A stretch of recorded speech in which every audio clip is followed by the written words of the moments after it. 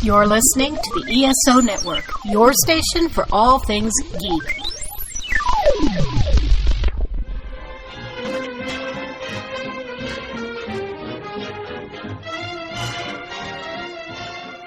Hello, world, and welcome to Tales from Hollywoodland, a veritable feast of movies, television, Broadway, showbiz stories, and even a little bit of news and gossip, with Julian Schlossberg, Arthur E. Friedman, and Stephen J. Rubin. Today, we're talking to actor Alex Hyde-White. And now, here's Steve. Hi, Alex. Welcome to our show. Thank you, guys. Nice to be here. Nice to have you. I actually have a connection to you. Back in the 80s, I was working for a production company, a distribution company, and we got handed Biggles. Oh, wow. And lucky you. I actually, I found it to be a lot of fun. I had no idea the history of Biggles as a character in Britain. Biggles was a pop cultural icon, not Harry Potter, but certainly big for his breeches. Yeah, World War I. It was sort of what the Dudley Do-Right was to the Canadian Mounties during circa World War I. Was that a fun show for you to work on? Oh, it was great. You know, it was immensely rewarding as a young actor. I think I turned 25. It was my first lead in a film, and it rekindled my British citizenship, and I ended up sort of playing Americans in England and starting then to play Brits in the UK before I was 30. And so it was a bit like finishing school, really. It was like, it was a heck of a lot of fun. On my 25th birthday, hanging out of a helicopter, doing sort of side rolls with Tower Bridge in the background. There's only one way to get that shot, when that's with a rope around your waist. And so, that was, some wonderful memories. And John Huff was the director, a lovely fella, good old Cockney guy. He knew how to do things, and he was an Avengers director, so it had a bit of that sort of British wit while doing the action. Sure. Yeah, it was fun. How did it all start for you, the acting thing? How did that happen? Well, I was born into a dysfunctional acting family, which is always a great way to start. Yeah. And I married into another one when I was 21 years old. So I had really no choice. There were so many actors in my immediate family, and Julian knows this, that, I was almost like one too many. I mean, I had the Woodwards, the Detrices, and when I was a young man, I was fortunate. I struck gold with Universal and became one of their last contract players when I was 19 years old. And does the dynasty go back further than Wilfred? Were your grandparents involved in acting as well? My father's uncle was J. Fisher White, was his name, and he was a Victorian, Edwardian era actor, the turn of the century, 1900s, a bit of a Shakespearean actor, but quite a raconteur, a bit of a rake, I would think. And my dad, as a young fellow, was very influenced when he'd go to school holidays and weekends to Uncle Joe's house in the country. He said there were always fast cars and faster women. So that's kind of what prompted him to get in. We should point out for the audience, Alex, that Wilfred Hyde-White was your dad, and Americans know him as Colonel Pickering in My Fair Lady. Yes. Even though those of us who know the business know he did much more than Colonel Pickering, but I'm afraid that would be what they would know more than anything. Yep. No, absolutely. And in your book, and it's a wonderful book, really very, very honest book. I really enjoyed it. I wanted to say that you said he was a wise man, an intelligent man, but a cruel man at times. What was the cruelty towards the fact that he was probably angry as an actor, period? Yes, he never really showed it in his performance. It was a Jekyll and Hyde White kind of thing in a way, He had these sort of rituals. My early memories of him backstage, of course, in New York, of New Yorkers of a certain era will remember his couple of stage performances. I think he played Broadway twice and was nominated for a Tony both times. So he loved to command an audience. And command meaning entertain as opposed to rule over. But when he was doing that, he was very much sort of like an Olivier style. There was this intimidation that came to him very naturally, but he did it with a twinkle. And I think that sort of thing weighed on him personally. And I saw it in Sellers and Peter as well, who was a great friend of Dad's. And so I sort of chalk that up to the double-edged sword in a way of trying to do it all alone, you know? He wasn't quite the actor manager that Olivier was, but he was at his best when theatrical productions were crafted around him. And he engendered loyalty from many, many actors. But, you know, sometimes it was a bit of oil and water as well. So, you know, Julian, he was an older man when I was born. He was 56 when I was born, and that was 1959. So, hell, he was born in 1903, before income tax. And he said that, which ended up, you know, he was reminded about income tax in the 60s. And he was at RADA when he was 18 years old, and he was there for 2 years. And as you know from my book, he said he learned two things. In the first year, he learned he couldn't act. And the second year, he learned that it didn't matter. So, you know, Steve, that's what you do. I use that as my baseline. I grew up quickly. I grew up fast. A theatrical father of a much older, much younger mother. And all of that lasts great until, you know, Dad's about 75, Mom's 46, and I'm 14, and I got the hell out of there. And I was fueled as an actor to not so much as on a personal quest. It was more like, you know, I'm going to do this until I find something better to do. And I've never found anything better. I mean, it's just very freeing, very fun, moment to moment. But it's like being a mountain climber. You celebrate the peaks, but you have to endure the falls down the other side, you know. Well, you also describe yourself in the book as a desert rat. Yes, you seem to love that desert. So, because you were from Palm Springs as well, besides London, right? Yes. Well, that's when Fair Lady was in the 1963. So I was 4 years old, and George Cukor, wonderful British director known for being great with women, with Scarlett O'Hara, and directed a film with Marilyn at Fox, I think, and had my dad out for that. And it was supposed to be a 6-week contract. And of course, there was a convenient actors strike coupled with Marilyn Monroe's temperamental arrivals. It turned into a 6-month job. And I think my dad looked at Hollywood and said, well, okay, wait a minute. 6 weeks turns into 6 months. It's a little warmer here. And that's when he bought a little house in the desert. But how come you got involved in the desert? I spent time in Palm Desert. Yeah. I like Palm Desert better than Palm Springs, but that was my own mishigas. But you're right. What drew you to the desert? Do you remember? You know, it was the folks. They bought a little house, you know. At that time in the mid-'60s in Palm Springs, it was a very small community, and it was a Hollywood extension. You know, Charlie Farrell had the Racket Club, and Jack Warner had a home. Elvis had a home. Sinatra, Hope, and it was Crosby. Crosby owned everything between Palm Desert and Indio. Hell yeah. Yeah.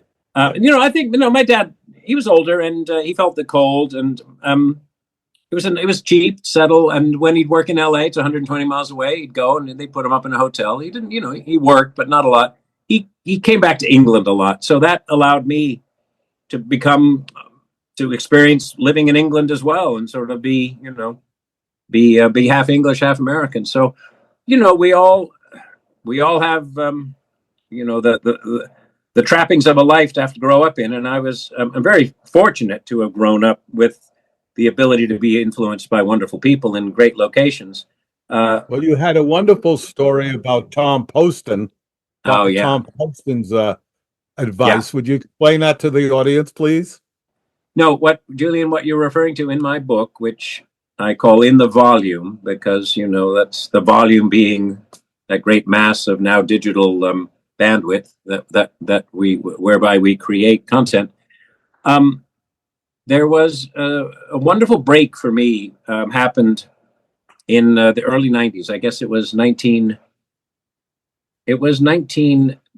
1989. 91. It was Oh, 19. It was like, I think it was 1989, 1990 when I got picked up by the Bob Newhart show as he was ending his final show, and it was me and Merv Griffin played New York sort of society characters in just a little episode where they go down to New York, and Bob Newhart was the king of reticence and a great reactor to things. Surrounded himself with oddball people, quirky people. Julia Duffy was a wonderful comic actress. So they go to New York. Merv Griffin is Merv Griffin, and they're introduced to this character called Scooter Drake. Hello, I'm Scooter Drake. I have more money than sense, but I'm quite sensible. So what can we talk about now? That kind of thing. And I never liked to play wealthy people. Because it was too much acting, because we were never wealthy, but I'd been around enough. Wealthy people in Hollywood quite often are stereotyped as either, sardonic or a buffoon. I didn't really want to be that. So this character, I just sort of played it as just the nicest guy in the world, and they loved it. And I remember Merv saying to me, Alex, tell your father you're a very good fop. Thank you. Well, I didn't want to be a fop. I was still a good, come on.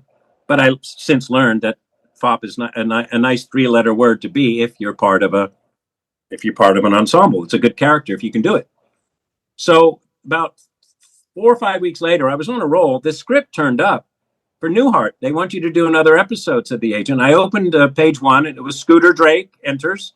And I go to page 35 or 40. It was a half-hour show. And, Scooter gets the last laugh, and I'm in enough. And I go, oh, my God, what's this? And it was just a glorious, glorious week. And Tom Poston, which you've reminded me of, is in my book, who was a wonderful character actor, one of the eccentrics around Newhart, played the handyman.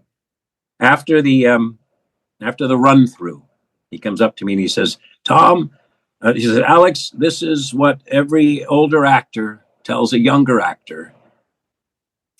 Fill the costume, he said, which, in sitcom world, just means go that extra 10%, make it land, which in theater, I think people are trained to sort of be slightly larger than life. But having been influenced by this sort of avant-garde world of 70s, early 80s film, I was much more in class. I was happy to be an internal actor, but that just gave me, obviously the whole week had gone well, but that just gave me the sort of sharpened skates to go out and, glide. And Disney Studios called about 3 or 4 months later.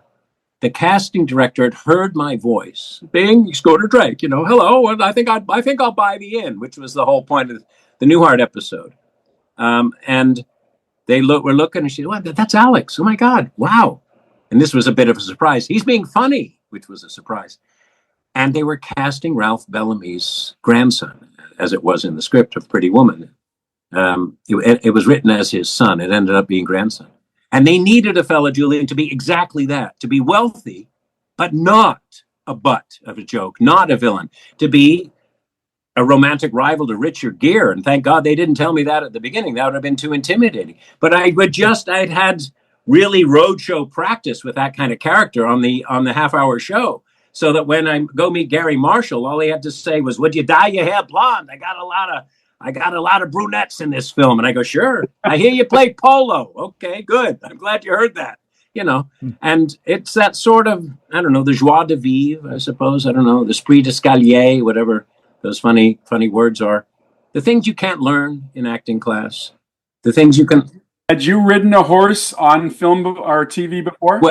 Well, that's a great question. That's exactly what Gary and Dory, the casting director, had told him. Yeah, I was a member of a Hollywood cowboy gang called the Hole in the Wall Gang. So we'd go out in September and ride until we fell off.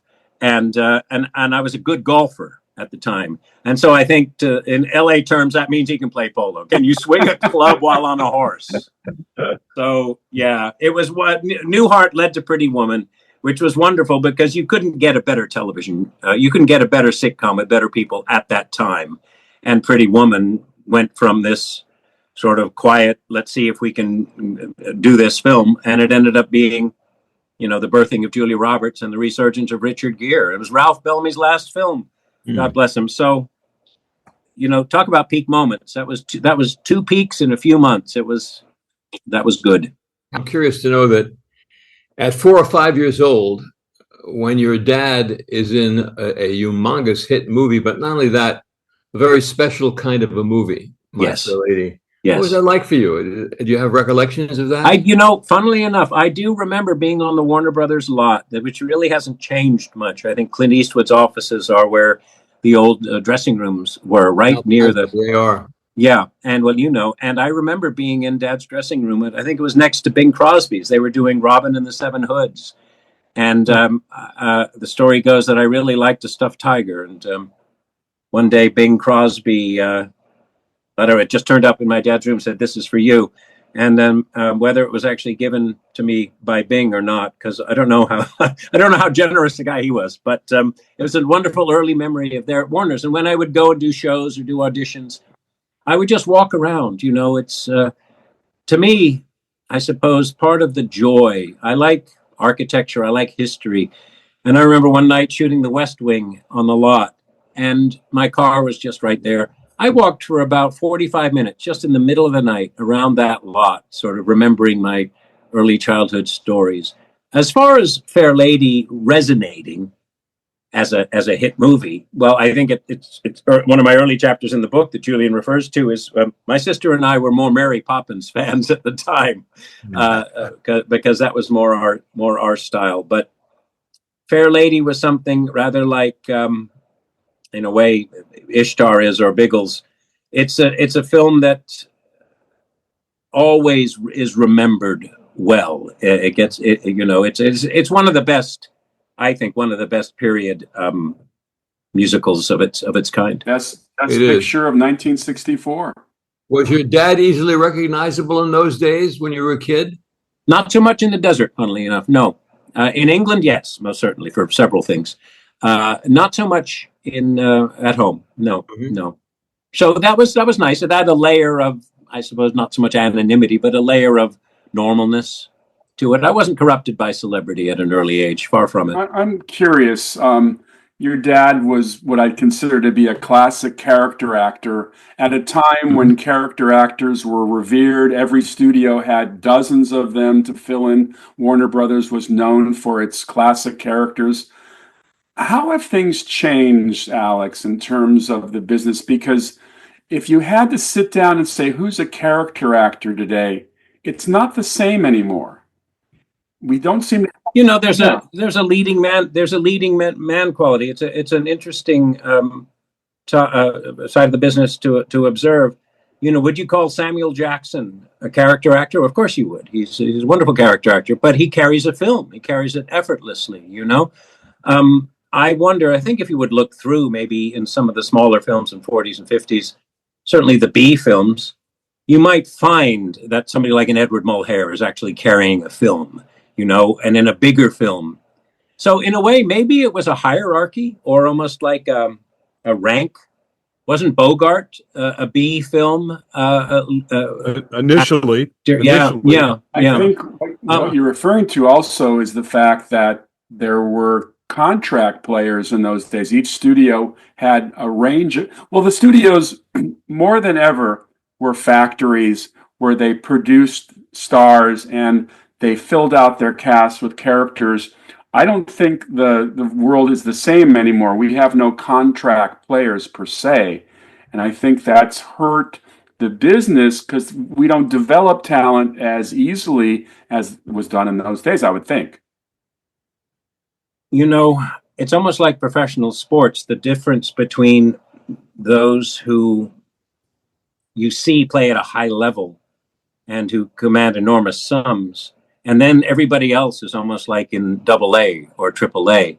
The great thing about the contracts and about smaller films and people like Roger Corman, who I had extensive experience with, or God bless him, in the old days, Golan Globus. Julian knows all of these people because he would buy and sell their films. They gave people a chance, you see, and you would. Biggles, a film that I did early on in my career, that you reminded me you were part of the American distribution. But I was interested when you did a film with Menachem that you said, surprisingly, and it surprised me as well, that he was a pretty good director. Oh, he was a wonderful director, Julian. You would have appreciated the way he would treat your project. I think it was, in the same sort of way maybe that my dad suffered from some block when it became true leadership. That Menachem, as a producer, he must have been infuriating, simply because of he just didn't want to lose. But as a director, he was so collaborative. And so, that's where his heart wanted to be, is to make film actually, through the lens, in the camera. And the business was probably what he didn't want, but, it's a business. Funny. Yeah. I represented Golan Globus in New England for all of their films. Yes, did you? And it was said about Golan Globus that they changed the game in Hollywood, because Hollywood was always a place where people would stab you in the back. They would stab you right in the front. That was what it was. Yeah. But again, we got chances. Menachem, I'd go into the meeting. I think I'd done. There's a great, quick little Menachem story. He was so smart that he had these sets built at Ma Film in Budapest. And they were set to come down. And the film, of course, it was the public domain, the threepenny opera. I guess an old Gilbert and Sullivan or Bertolt Brecht anyway. But he had Roger Daltrey in the threepenny opera that they filmed at Ma Film. That's when David Bowie was doing The Man Who Fell to Earth. Daltrey was doing this film. I don't know if anybody saw it, whatever. But they were done with that. And Menachem didn't want to burn the set because it was time, he still had an option on the soundstage. And somebody said to him, well, Phantom of the Opera is public domain. And Michael Crawford had just come off his 2-year Change the World run with the show. And so he ended up casting Robert Englund, Freddy Krueger fame, as the Phantom. What a great idea, right? And they cast me as the Raoul character, Richard it was. And so I was the co-owner of the Opera House. And I met conventionally in America with Dwight Little. And again, I didn't quite know what a fop was, Julian, but I knew what a leading man was. And I guess this character was a bit of both. And they asked me right then and there if I would be willing to do the film. And I was already dressed bloody nigh in a top hat and coat. And so I said, hell, I could go to the airport right now because, I wanted to be a part of Phantom of the Opera. And a few years, and Bill Nye, the wonderful actor who's become Bill Nye, he was just Bill. He was just a fun English actor. And he was my partner. We had a great time. And then I think the next year, my agent sends me over to meet Menachem and Yoram at the office there on Wilshire Boulevard. And I just walk in, and they were casting this film that Menachem was directing, an abortion drama set in the South. And I just walked in, and he said to his cousin, I guess, Yoram, remember Alex from Phantom of the Opera? He was great. He said, great. Okay, you want to do this movie? You do this movie. And I didn't have to prove it to them again. It was, that was the kind of, is the word mensch, Yeah. Is that the right word? It's funny because my memories of Golan Globus is they practically monopolized the ad space in the trade papers. You would open Variety and there would be 19 pages of Golan and Globus titles. It's like every movie in Hollywood was being produced by them. But I'll tell you, their art director was awful. They had the worst ads I've ever seen for movies, but they were the most prolific company in the 80s. Oh, my goodness. If you went to the Cannes Film Festival in that time, you could not walk down the Croisette without seeing every Faye Dunaway's coming. I mean, he had Norman Mailer was making. He had everybody because he had gotten this incredible financing that he and Yoram did. Except that Menachem was a charmer, and Yoram I wouldn't want to be in a foxhole with. That I could say. What did you ever? Did anyone ever find out who was financing the films? I mean, was it Khashoggi or somebody? I think they did find out, but I'm not sure we can talk about it. I do want to ask you, Alex, tell us this incredible, I love the story in the book about you in the scene with Jackie Gleason in the movie The Toy. One of the, Yeah. there you are playing with the great one. You Yeah, have your scene. I do. Now, I'll refer to that as the wonderful Richard Donner story. He was a great director, became a friend. I got to know Richard Donner and his pal Jerry Moss when they were just still running buddies in between marriages or whatever. And I was a contract player, and I would have these option parties every 6 months until, well, they were, up at Chris Reeves' house, which was a rented house on the top of Sunset Plaza. Beautiful. And Richard Donner and Jerry Moss had come to these parties for obvious reasons. And I guess a couple of years later, no, probably not long at all, my dad was hired to play the chauffeur to Jackie Gleason in the Richard Pryor movie The Toy, which was a remake of a French film. And first day, Dick comes up to my dad, hey, I know your son. And my dad actually naturally said, oh, yeah, have you got anything for him in this film? And Donner goes, yeah, I guess, like Menachem and his cousin. Yeah, we can find him something. And so Ed L'Amato, who was Jackie Gleason's agent, was the biggest agent. Alex, I got an offer for you. Scale plus 10. Okay, great. Thanks a lot. My dad gets me the job. It's fine. So I go down there.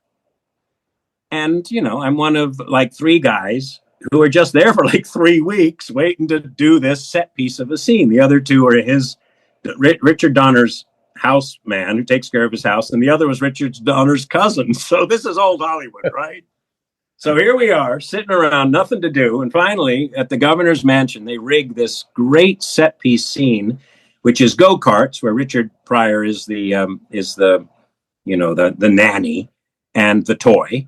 And he and Scotty Schwartz take these go-karts and they just mess up the governor's garden party, where the sort of, larger-than-life villain of the piece, Jackie Gleason, is there to sort of influence the governor. And he wants this photo with him and the governor to prove, that he can carry off whatever. And so I thinking, okay, I've been here 3 weeks. And, food and drink in Louisiana, the whole thing. And I get this wild hair. How you read a script and it might be Gone with the Wind or something, or it might just be this wonderful script, and you've got this little part of like the policeman who pulls over somebody, and you say, what's the movie about? Well, it's about this policeman who pulls somebody over. We all sort of love to center the world around us. So we're going, and it's all set up, tents, ropes, background action, and go-karts action. And it's Laszlo Kovacs, one camera, following it all. I'm sure there's others covering. And they get to here, and it's this photographer like this. And then I start looking at my camera. Gleason's character, his line, as scripted, says, did you get the photo? Did you get the picture? And I had nothing to say, nothing to do. Move on to the rest of the scene. Well, the hell.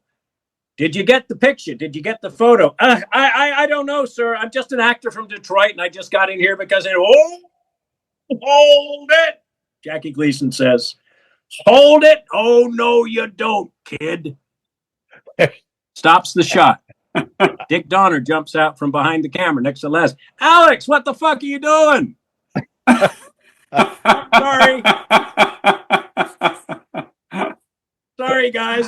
All right. Well, 30 minutes later, to re-rig, tie the ropes, get the tents, the mayhem ensues.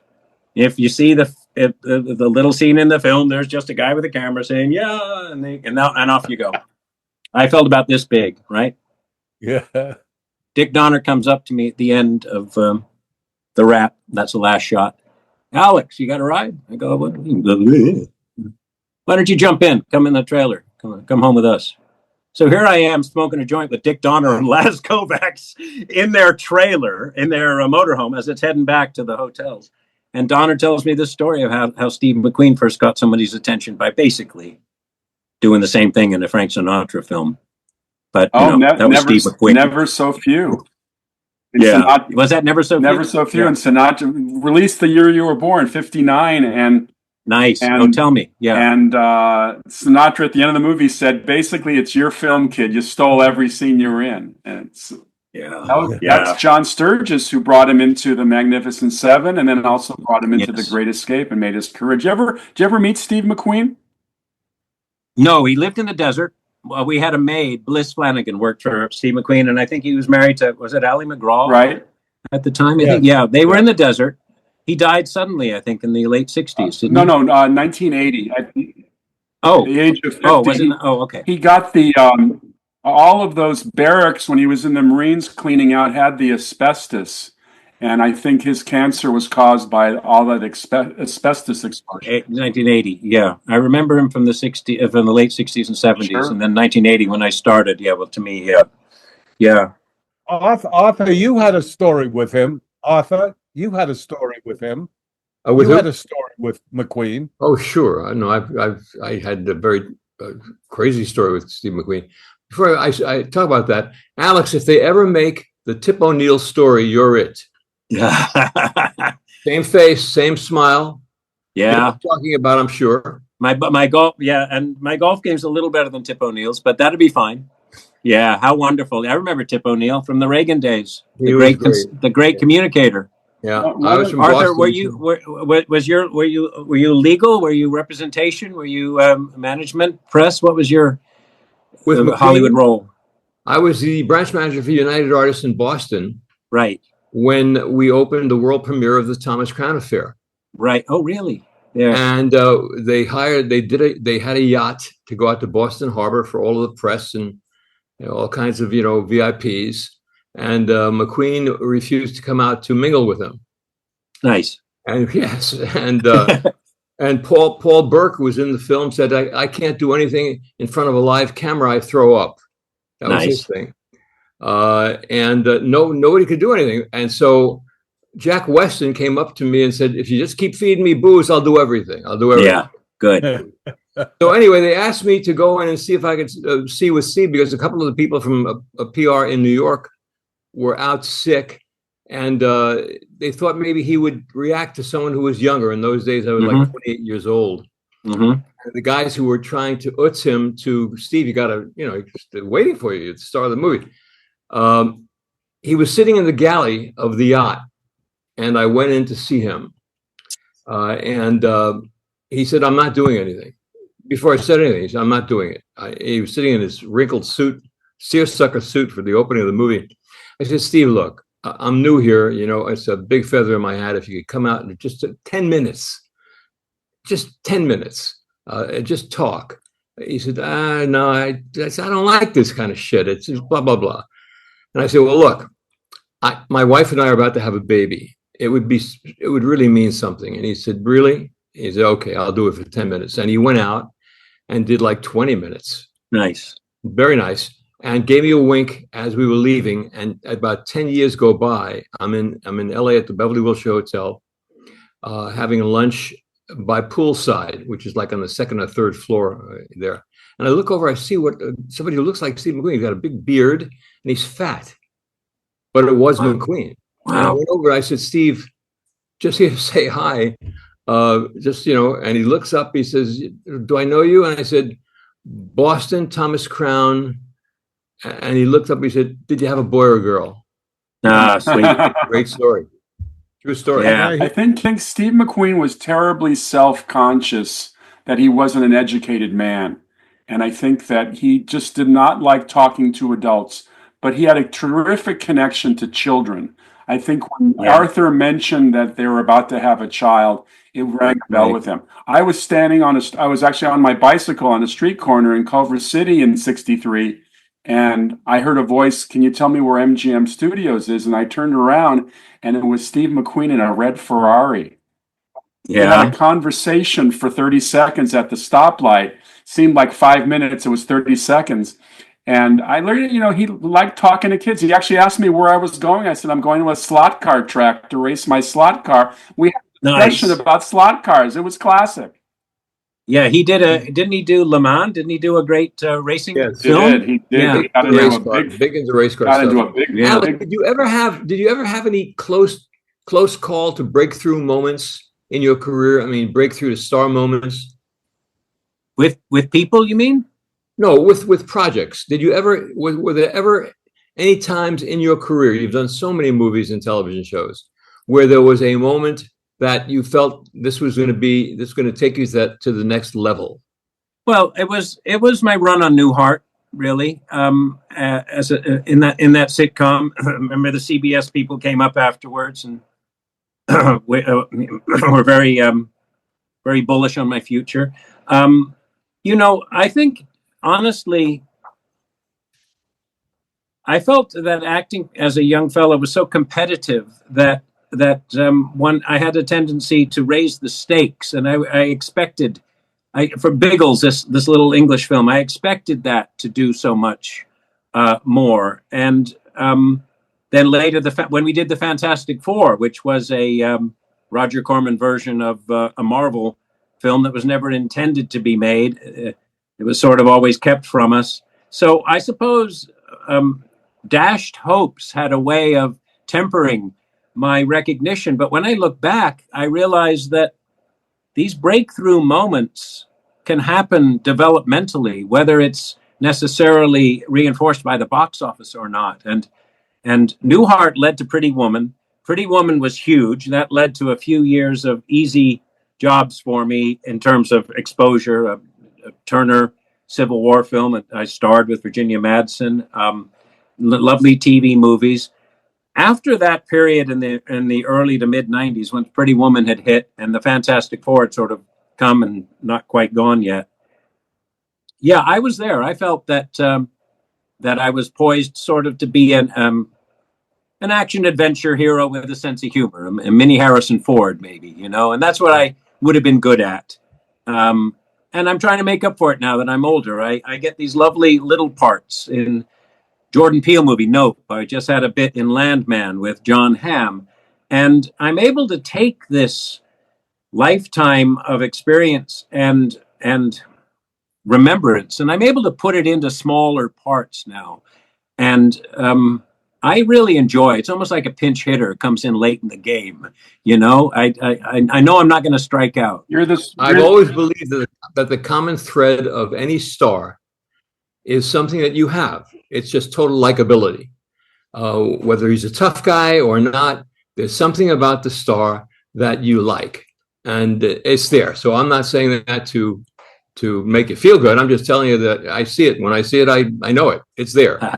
Well, you guys have you understand a lot about this game, and I'm happy to listen to you and as well as to try to contribute. I wanted to ask Steve. I want to make a note. What was the Steve McQueen film then that with Sinatra? What was the name of that film? Never So Few. Gina Lola Brigida. Okay. I think, whether Donner was just trying to make me feel good or not, but I think Donner told me, and John Sturgis was the director, correct, that it was that McQueen had been hired as like a one and done kind of guy who was supposed to pick up Sinatra, and maybe he'd have a little bit to do in the film. But they saw him the next day in dailies and said, man, wait a minute, we got to find a place for this stuff. The story on that film is that Sammy Davis Jr. was cast, and Frank and him had a little bit of a tiff, and then and then Sammy was out, and McQueen was in. Steve, was there something between The Blob and Never So Few for McQueen? Oh, wow. The Blob is 58, and Never So Few is 59, so I don't think so. It's pretty quick. Is The Blob like a UIP Universal movie or Paramount? Not a Roger Corman film? Paramount. It's a Paramount. Paramount. And it was a big surprise hit for Paramount that year. Did business. Yeah. They didn't even produce it. They picked it up. Yeah, they picked it up. Jack Harris. Right. Anyhow, Jack Harris produced. I want to talk to you about producing yourself. You produced Pursuit of Happiness. You produced 3 Days of Hamlet. Tell us about you getting a producing hat. You have my deepest sympathies. Well, I read through your book just last week, Julian, and yes, it's aptly named. Your producer's story is what is it? Forgive me for.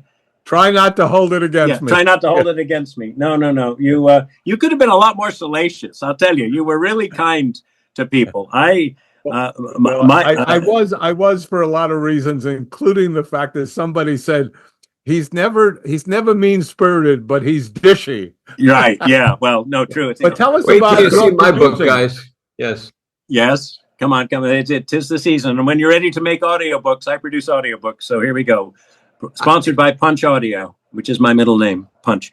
Yeah. Producing, I'm glad I was an actor. I've had a 45-year acting career, and I've produced 2 movies. And in a 12 and a half, 13-year audiobook career, I've produced 500 audiobooks. So I'm going to stick with the audiobooks. But the films that came to me were very much a part of this age-old way of producing called patronage, right, Julian? Yeah. You meet somebody who wants to get in the business, okay? Once you have found him, never let him go. And the budget, and this was, when was this? 1999. The budget starts at 1.5. And once you realize that this is a real deal, you go down and you get the extra 500,000 just so you don't fuck it up. Okay. No. This was a lovely fellow I was sworn to secrecy until years ago. So it was a bond manager named William Gross, a well-known guy, and he's an eccentric. He had this daughter who was in Hollywood named Jen, and she was dancing in a cage at the Viper Room, and she was thin and she was wanting to make it, and he didn't want her to stop. He wanted her to have a chance. And how did I meet him? At a charity golf tournament. Where? In Rancho Mirage, California, in like my dad's story at RADA. I played with him for 2 days. And the first day I learned that he couldn't putt. And then the second day I learned that it didn't matter, And so Pursuit of Happiness so I went back to John Putch, a fellow who was a good director, who was very good at indie film. And you got to remember, guys, this was the last days of analog film. 35 mil if you were lucky, 16 if that's all you could afford. You'd shoot on short ends. And this was real filmmaking. And it ended up being a blessing. So I had this budget, and we were looking for scripts, and we ended up making this nice little romantic comedy that I ended up going with Castle Hill. I believe your company ended up getting it out there for us in the end, I think, Julian. Yes, I think so, Alex. But I absolutely want you to know that I have such admiration for your tenacity. Yeah. You never, ever stopped. You just kept going. And what's so great about in the volume in that book is that you just hear about a journeyman actor who loves the business, gets really upset with the business, but enjoys the idea of being able to communicate the business. Yeah. And I think you ought to tell that story about wanting Willow, the Ron Howard film. Yeah. I thought that was interesting. Yeah. And you were very honest about it. Yeah. Well, I mean, it was a great first audition. I'd been up for lots of stuff, and I went in there with the casting directors, Janet Jenkins, I think, and they were lovely people. And I did this barnstorming audition, complete with a somersault and this lovely delivered line in the style that I was beginning to understand that I could do very well. This sort of magnanimous, slightly melodramatic hero. Okay. And they basically stopped it right there and got Ron Howard on the phone. Okay. So again, I'm thinking, oh man, this would be great. This is what I wanted. Right. And then I go back about a week later, this wonderful audition. The casting directors basically stopped me, and they get Ron Howard damn near get Ron Howard on the phone. At least that's my impression. So I go back, hey, you got to call back. And I think, great. So I go and I'm ready to do the whole 10, 12 minute performance.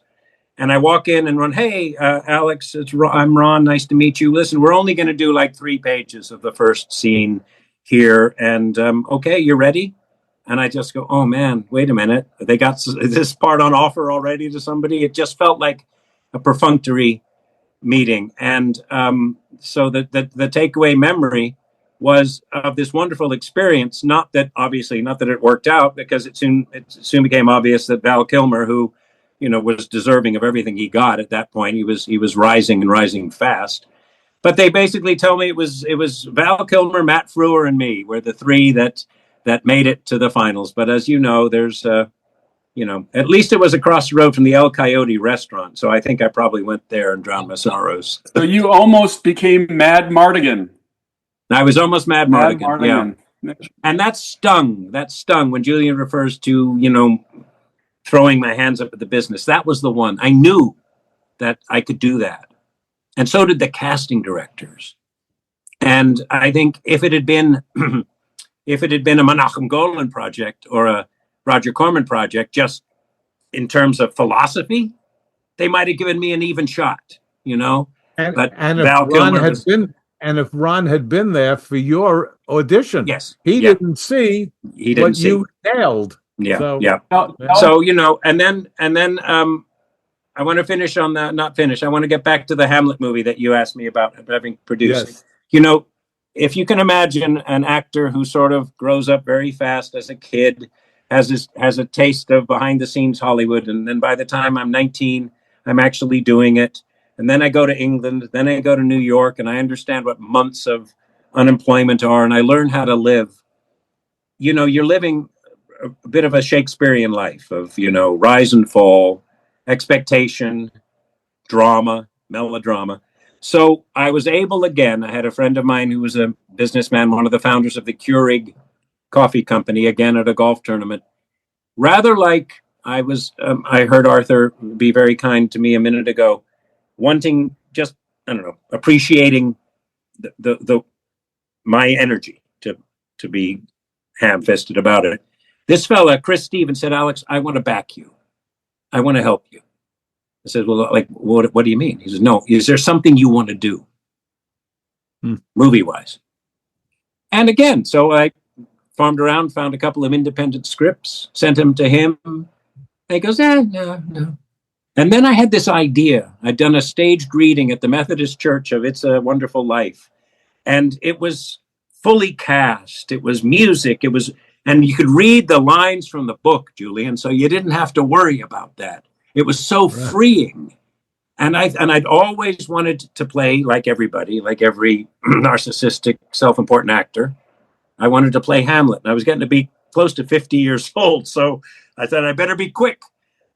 And I'd read John Barrymore's book, Flame Over Hollywood or whatever it's called. It's a wonderful story about, and one chapter refers to his Hamlet, which took New York by storm in like the 1920s and took London by storm. You either loved it or hated it, but he physicalized it. He made it his own.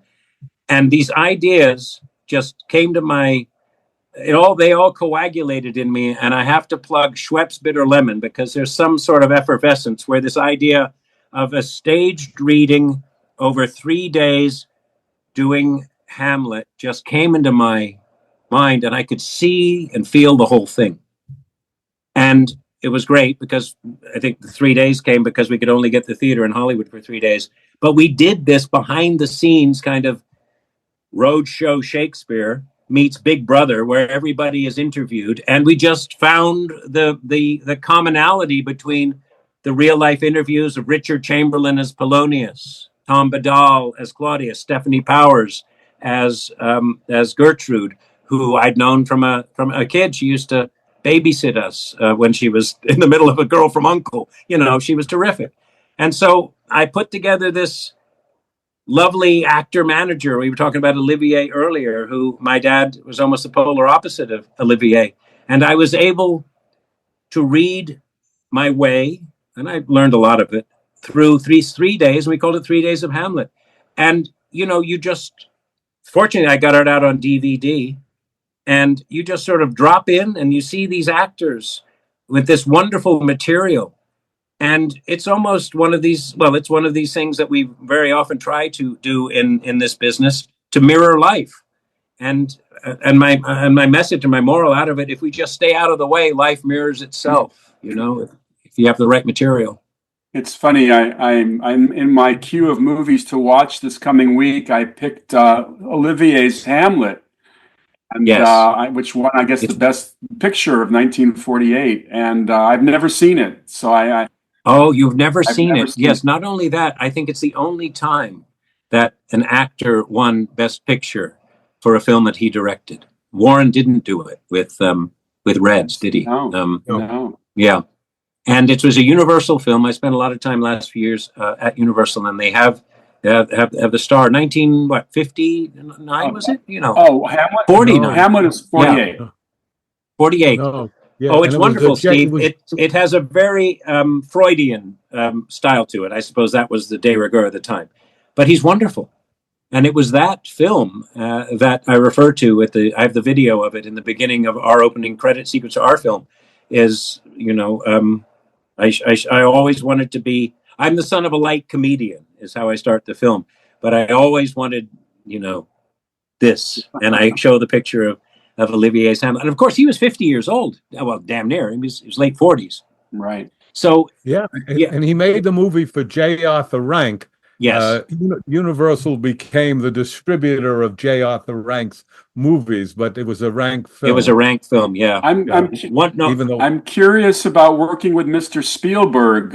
You have that great little part in Indiana Jones and the Last Crusade where you play the young Sean Connery, correct? Yes. Opening of the film. There's not much to it, but it was a setting sun 93 million miles away. So we were going to either get it then and there or come back the next day, as he would tell the wonderful Freddie Francis, the great English lighting cameraman who was there. And so we did that, and great memories of the young and incandescent River Phoenix. Right. And it was 3 days in. I think that's what I hit on 3 days when I was talking to Hamlet, because I'd started writing stories about the Spielberg films that I had done with Indiana Jones and Catch Me If You Can. Yeah, and they were 3 days. They were 3-day contracts. But it's one scene, one moment, whether it's my hand and my voice with River Phoenix and the sun setting at the end of the universe, or with Catch Me If You Can as the quest giver sending DiCaprio on his way, choosing a mother or father, and he chooses neither and runs away, which is why they added the scene. I've accepted that that's my role now, and it's Stephen who's given it to me through the years. Absolutely wonderful. When I was on the set of Catch Me on day one, he's introducing everybody. He's Christopher Walken. It was day one, Natalie By, Leonardo. And then he said, Alex will probably be here any second. And I was standing like right there in the little room at Lacey Street Studios, the size of a cheap one-bedroom hotel room in the West End. And I said, no, sir, I'm right here. And he goes, oh, I thought you were the cop, because I'm wearing like a members-only jacket and a fob watch or something stupid, And I go, no. I said, okay, no, this is Alex. He's going to play, what's his name? Dick, the lawyer, Dick Kesner, the lawyer. And then let's do the scene. We do a lineup, the great Janusz Kaminski. And I swear, he didn't have much room. And these were proper-sized cameras. And we figure it out. We sort of block the scene. And we get up to go. And Stephen comes up to me and he goes, I didn't remember. Because I'd said to him when he introduced me, he said, oh, I thought you were the cop. And I said, oh, Stephen, can I just say one thing before we go? He goes, yeah, sure. Junior, count to 20 in Greek. And he goes, no. I go, yeah. And he goes, Alamosa, Colorado? Yeah. Oh, Alex. And then he says to everybody, he was just introduced, but Chris Walken's going to win an Oscar for this movie, and this is his first day. Alex was young Henry, Indiana Jones. And Chris goes, yeah, good, okay, good, whatever. And so talk about being amongst old friends. And so at the end, he goes, I really liked your audition. I didn't remember that it was you 12 years ago in whenever the hell, in Alamosa. But I really liked your audition to this. And so that's okay, sir. I've seen all of your films, and that's fine, and here we are. And then he had me back for Tintin a few years later.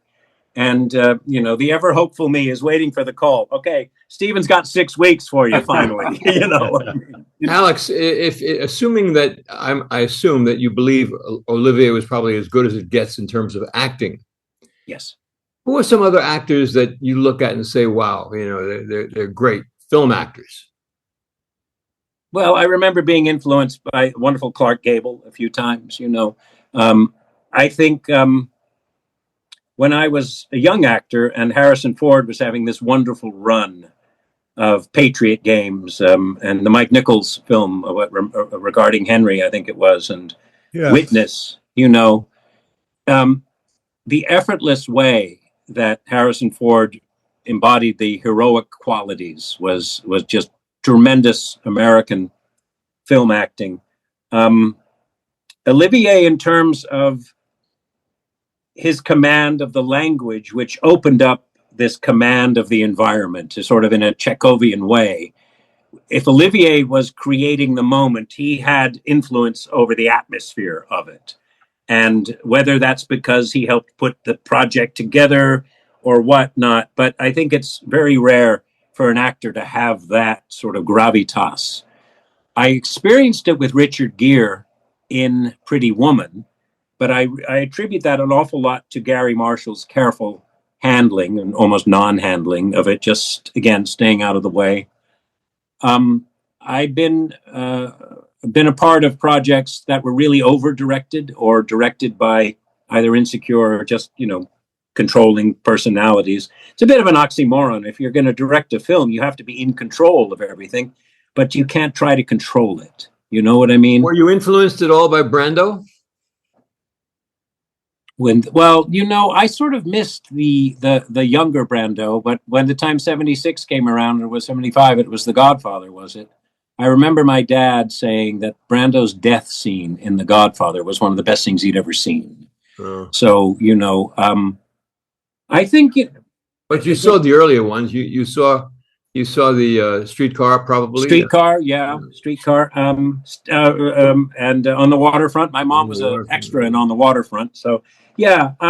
In a way, Arthur, growing up in the 70s, in the shadow of Hollywood, where I was in the desert, it was very much the era of almost disposable television. It was just before Aaron Spelling really made it disposable. But, it was Starsky and Hutch and these fun, glamorous shows. And it almost made it seem like anyone can do it, And so I think the influence of an actor, I must say, and then came The French Connection. Or you see Roy Scheider in All That Jazz. And then you see these extremely captivating performances, almost from actors that you haven't really experienced that before. So I think when you look back, I remember I got to know Bill Holden a little bit in his final years because of his romance with Stephanie Powers. And you look at him in Network, unbelievable. But it's Bill Holden as a leading man, almost reflecting on his whole life. It's just such command, such effortless command. Talk about gravitas and that face. Holden was like the Brad Pitt of his day back in the 50s, and now he's playing. Yeah. And then he was playing those big character parts. So true. I wanted to ask you really quickly before we finish. You got to put on the Union uniform in Gods and Generals, playing Ambrose Burnside. Was that? Yes. And of course, Burnside is the one who gives us the name for our sideburns. He was the first guy to wear. They were called Burnsides to start with. They were called Burnsides. Yeah. He again, it was another one of those small jobs, but there's no small parts. There's only small actors, and so when I ended up seeing the film at the wonderful Warner Brothers Theater, and it had a Bob Dylan song at the beginning and all of our names one by one, thanks to Ted Turner and Ron Maxwell, I felt a part of a tremendous ensemble. Sure. And then they do my scene with in the movie where, you will cross the river at Fredericksburg in impregnable force, whatever the line is. And it's, probably learned when Jackie Gleason told me off how to be a heavy guy going, again, I was able to take a moment. There you go. You didn't expect that one. And then I do my scene, and then they cut to Bobby Duvall as on the ridge with Longstreet next to him. I go, okay, they just cut from me to Robert Duvall in a Warner Brothers film. That meant Alex, a lot to me. Did the beard hurt? They had so many beards in those movies. Yeah, well, fortunately, it was just the chops, wasn't it? Right. It was just here. But I do remember that they asked me if I would, they could shave my head. And I said, honey, I'm here for a day. I'm good. Thank you very much. Yeah, well, the beard thing was a big deal because in Gettysburg, I learned, having interviewed Ron at length, that they didn't have the budget for the A team of hair people. So they got the B team. And as Tom Berenger, I think they referred to his beard as a giant chia pet. The beards, oh my God. God. Yeah, Ron Maxwell's a guy. I mean, it was Ted Turner. I did right after those Pretty Woman days I was talking about real quick. Norman Rosemont, a wonderful old producer, had a Ironclad script called Ironclads about the Monitor and the Merrimack, and he'd hired the wonderful Delbert Mann, whom you guys must have known, to direct it. And he hired me just off the strength of a recommendation from NBC. So I'm there with Virginia Madsen. We're shooting Ironclads, and I meet Ted Turner and Jane Fonda at the premiere at the DGA. And he was so enamored with the film, Ted Turner was, that he said, I want the miniatures for my desk in Atlanta. And they said, well, sir, you're going to need a bigger desk. They're 65 feet long, and they're in Pinewood Studios. Yeah.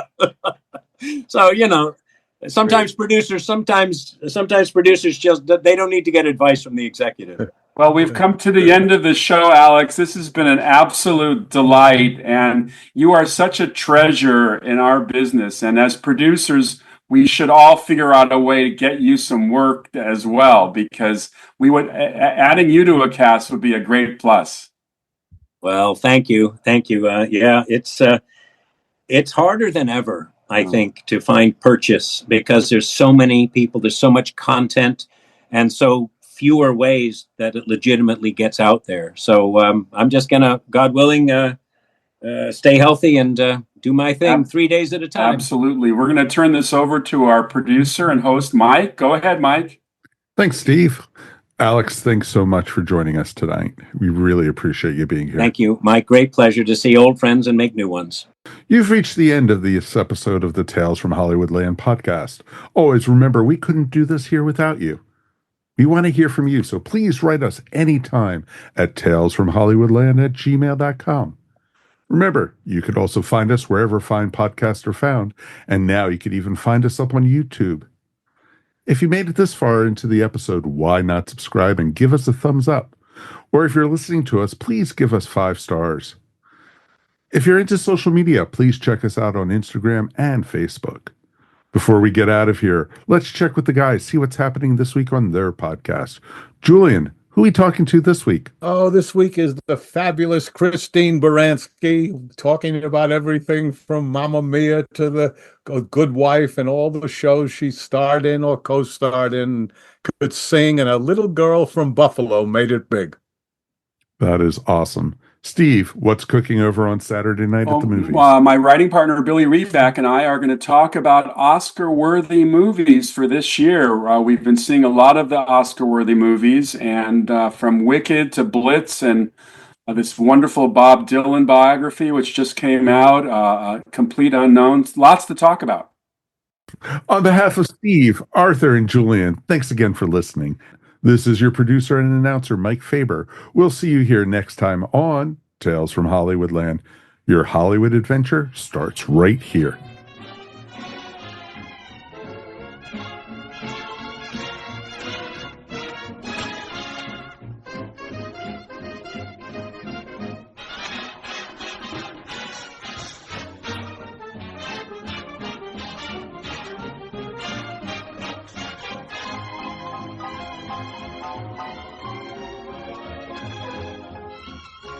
Check out the Modern Musicology podcast, where each week we talk about things like what makes a great drummer, our favorite rock documentaries, songs we love by artists we don't love, our favorite concert memories, songs that should have been singles, and all of our favorite music from the 60s, 70s, 80s, 90s, and now. Do not use Modern Musicology if you're allergic to it. Modern Musicology may produce itching, dizziness, vertigo, temporary blindness, or heart palpitations. Do not taunt Modern Musicology. Ask your doctor about switching to Modern Musicology. This has been a broadcast of the ESO Network. Be part of the crew and help support our shows by donating to our ESO Patreon or by shopping at the TeePublic store, which can all be found at www.esonetwork.com. The ESO Network, your station for all things geek.